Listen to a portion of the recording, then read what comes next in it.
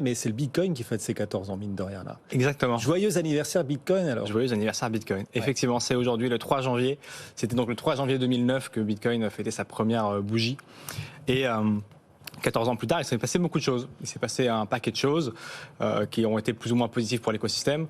On quitte une année particulièrement douloureuse pour les cours de marché et pour la confiance. Effectivement, Vincent disait qu'avant FTX, on n'avait pas trop le paramètre de la confiance des plateformes. En vérité, on l'avait un petit peu dès le mois de mai, à partir de la crise de l'UST, l'effondrement du stablecoin, Terra qui devait suivre le prix du dollar, qui n'a pas suivi le prix du dollar puisqu'il est tombé à moins d'un centime.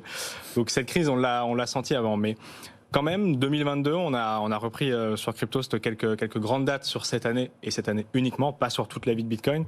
Il y a eu de belles choses, notamment un pays supplémentaire qui accepte Bitcoin comme monnaie légale. Là aussi, c'est un pari important, parce que même si c'est des pays qui n'ont pas énormément d'usagers potentiels, ça reste des entités étatiques qui acceptent Bitcoin comme monnaie légale. Donc c'est important. La République centrafricaine qui rejoint le Salvador. Effectivement, qui rejoint le fameux Salvador, qui était le premier en 2021. Deuxième fait intéressant, c'est qu'on a miné le 19 millionième Bitcoin sur la blockchain, puisqu'il n'y en aura jamais plus donc, de 21. Donc on a fait 90% du chemin. On aura jusqu'en 2140 en moyenne, d'après les estimations, pour aller miner les tout derniers bitcoins. Mais donc on a le 19 millionième qui est désormais ici.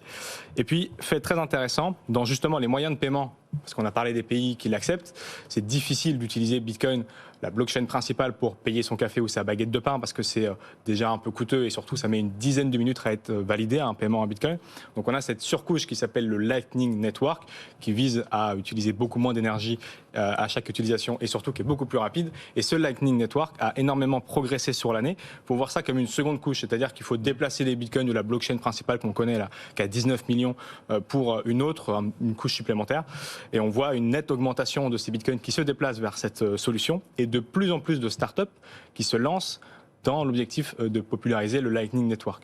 On peut notamment citer Jack Dorsey, qui est l'ancien PDG et créateur de Twitter, qui s'y intéresse beaucoup, qui lance des entreprises dans ce secteur. David Marcus aussi, l'ancien président de PayPal, qui travaillait chez Meta aussi, ex-Facebook, qui lance sa société pour faire du Lightning Network un grand projet, et tout plein d'autres comme MicroStrategy qui développent aussi dans ce sens pour faire en sorte que ça soit de plus en plus utilisé dans le monde. Et voilà, l'idée est de créer une forme d'arborescence qui permet de démultiplier les usages de Bitcoin. C'est ça l'idée. C'est exactement l'idée, de pouvoir faire d'un moyen de paiement ce fameux outil d'investissement qui reste encore aujourd'hui, c'est vrai, un moyen d'investissement long terme ou de spéculation et pas tellement de paiement. Mais ça change.